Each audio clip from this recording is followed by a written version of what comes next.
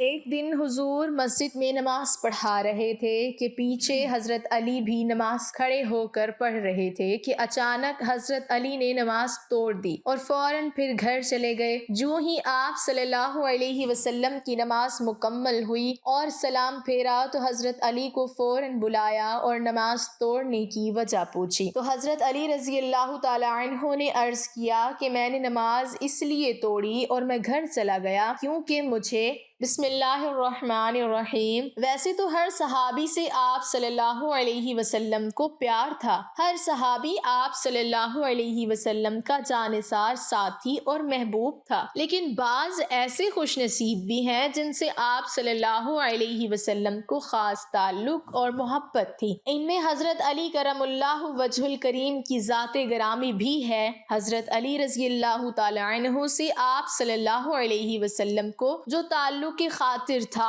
وہ بہت زیادہ تھا۔ آپ داماد رسول صلی اللہ علیہ وسلم تھے اور بے شمار مواقع پر رسول اکرم صلی اللہ علیہ وسلم کی ذات گرامی سے منسوب ایسے کئی فرمودات روایت کیے گئے ہیں جن سے حضرت علی رضی اللہ تعالی عنہ کی فضیلت معلوم ہوتی ہے۔ آپ صلی اللہ علیہ وسلم کی ایک مشہور حدیث میں ہے کہ میں علم کا شہر ہوں اور علی اس کا دروازہ ہے۔ گویا قیامت تک اور زمانوں تک یہ اصول وضع کر دیا گیا کہ جس کو خیرات علم درکار ہوگی اسے اس دروازے پر آنا ہوگا۔ جس شخصیت کو رسول اکرم صلی اللہ علیہ وسلم نے علم کا دروازہ قرار دے دیا تو پھر اس کی ذہانت کا تو یہ عالم ہونا تھا کہ اس نے منبر خطابت پر بیٹھ کے سلونی کی صدائیں بلند کرنی تھی، یعنی پوچھ لو جو مجھ سے پوچھنا چاہتے ہو اور میں اس کا تشفی جواب تمہیں عطا کروں۔ بے شمار واقعات حضرت علی کی ذات گرامی سے منسوب ہیں کہ جب بظاہر پیچیدہ نظر آنے والے کسی مسئلے یا کسی سوال کا حل آپ نے اپنی ذہانت اور کمال علم کی بدولت چند لمحوں میں پیش کر دیا۔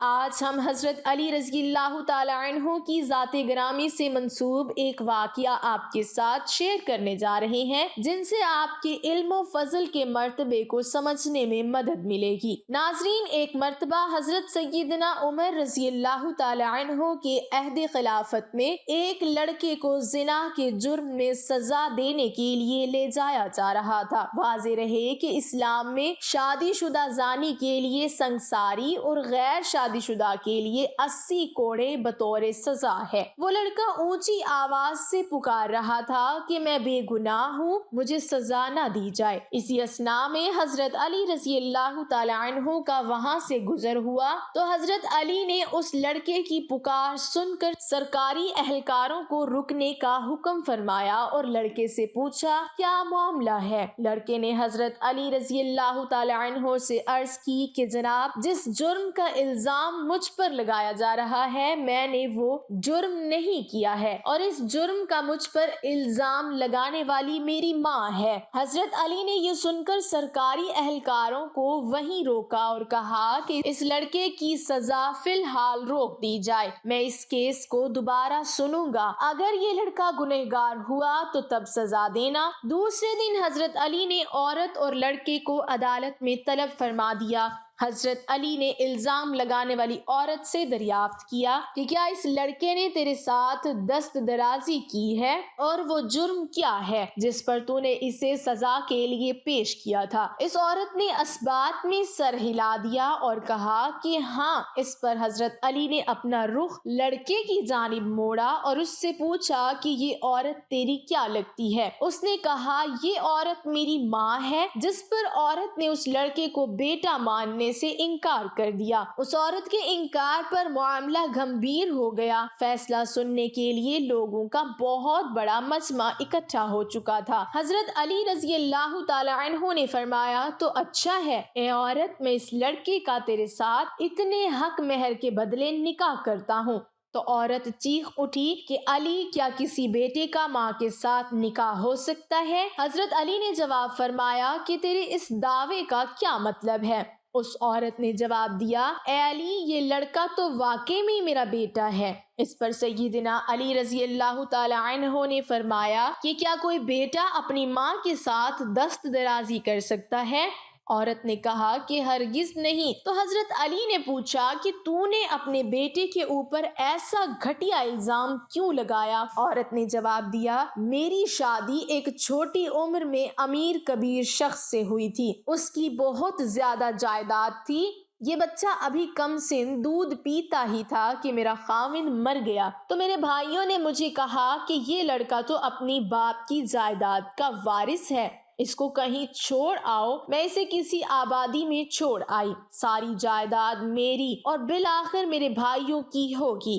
یہ لڑکا بڑا ہوا تو ماں کی محبت نے اس کے دل پہ انگڑائی لی، یہ ماں کو تلاش کرتا میرے تک پہنچ گیا۔ میرے بھائیوں نے مجھے پھر ورغلایا کہ اس پر جھوٹا الزام لگا کر اس کی زندگی کا سانس ہمیشہ کے لیے ختم کر دیا جائے، تو میں نے اپنے ہی بیٹے پر جھوٹا الزام اپنے بھائیوں کی باتوں میں آ کر لگا دیا اور دولت کی لالچ میں مجھے اندھا کر دیا، جبکہ حقیقت تو یہی ہے کہ یہ میرا بیٹا ہے اور اس معاملے میں بالکل بے گناہ ہے۔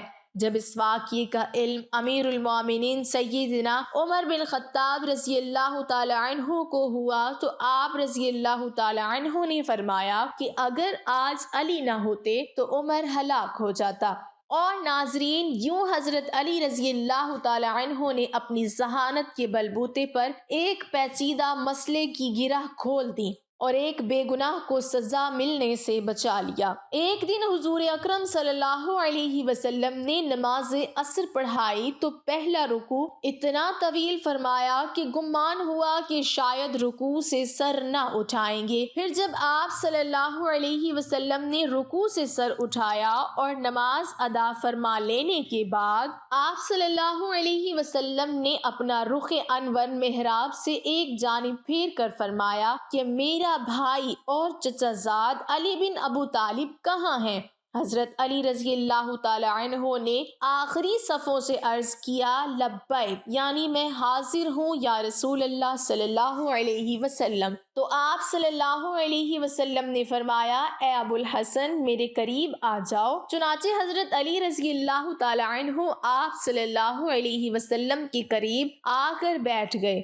آپ صلی اللہ علیہ وسلم نے فرمایا، ابو الحسن، کیا تم نے اگلی صف کے وہ فضائل نہیں سنے جو اللہ تبارک و تعالی نے مجھے بیان فرمائے ہیں؟ عرض کیا، کیوں نہیں یا رسول اللہ صلی اللہ علیہ وسلم؟ ارشاد فرمایا، پھر کس چیز نے تمہیں پہلی صف اور تکبیر اولی سے دور کر دیا؟ کیا حسن اور حسین رضی اللہ تعالی عنہما کی محبت نے تمہیں مشغول کر دیا تھا؟ عرض کیا کہ ان کی محبت اللہ تعالی کی محبت میں کیسے رکاوٹ ڈال سکتی ہے؟ آپ صلی اللہ علیہ وسلم نے ارشاد فرمایا، پھر کس چیز نے تمہیں روکے رکھا؟ عرض کیا کہ جب حضرت بلال رضی اللہ تعالی عنہ نے اذان دی تھی میں اس وقت مسجد ہی میں تھا اور 2 رکعتیں ادا بھی کی تھی۔ پھر جب حضرت بلال رضی اللہ تعالی عنہ نے اقامت کہی تو میں آپ صلی اللہ علیہ وسلم کے ساتھ تکبیر اولی میں شامل ہوا۔ پھر مجھے وضو میں شبہ ہوا تو میں مسجد سے نکل کر فاطمہ رضی اللہ تعالی عنہا کے پاس گھر چلا گیا اور جا کر حسن و حسین رضی اللہ تعالی عنہما کو پکارا، مگر کسی نے میری پکار کا جواب نہ دیا، تو میری حالت اس عورت کی طرح ہو گئی جس کا بچہ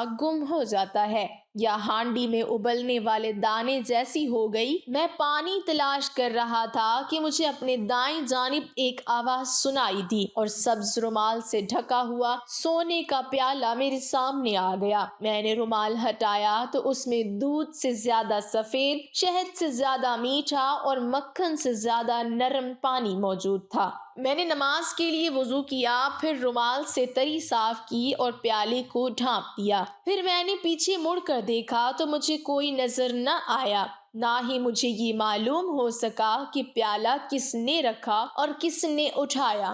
آپ صلی اللہ علیہ وسلم نے غیب کی خبر دیتے ہوئے مسکرا کر ارشاد فرمایا، مرحبا مرحبا اے ابو الحسن، کیا تم جانتے ہو تمہیں پانی کا پیالہ اور رومال کس نے دیا تھا؟ عرض کی، اللہ اور اس کے رسول صلی اللہ علیہ وسلم بہتر جانتے ہیں۔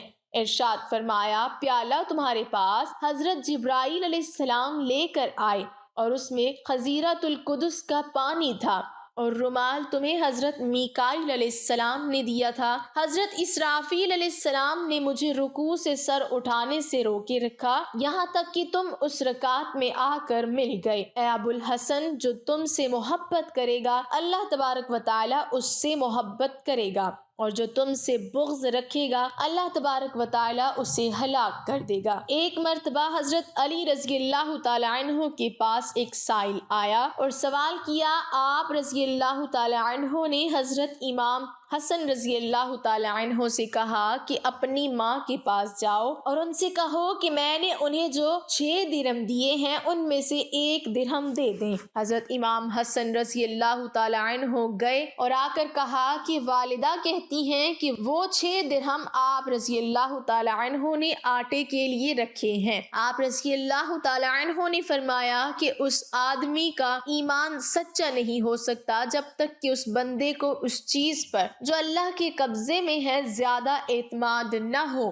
بنسبت اس چیز کے جو کہ بندے کے قبضے میں ہے۔ تم جا کر اپنی ماں سے کہو کہ وہ 6 درہم دے دیں۔ چنانچہ حضرت فاطمہ الزہرا رضی اللہ تعالی عنہا نے وہ 6 درہم دے دیے۔ آپ رضی اللہ تعالی عنہ نے وہ 6 کے 6 درہم اس سائل کے حوالے کر دیے۔ ابھی آپ رضی اللہ تعالی عنہ اپنے گھر میں داخل بھی نہ ہوئے تھے کہ ایک شخص آیا، اس کے پاس ایک اونٹ تھا اور وہ اس اونٹ کو بیچنا چاہتا تھا۔ آپ رضی اللہ تعالی عنہ نے اس شخص سے کہا کہ وہ یہ اونٹ کتنے میں بیچنا چاہتا ہے؟ اس شخص نے کہا کہ میں اسے 140 درہم میں بیچوں گا۔ آپ رضی اللہ تعالی عنہ نے فرمایا اس اونٹ کو ادھر باندھ دے مگر ایک شرط پر کہ میں اس کی قیمت کچھ دیر میں ادا کروں گا۔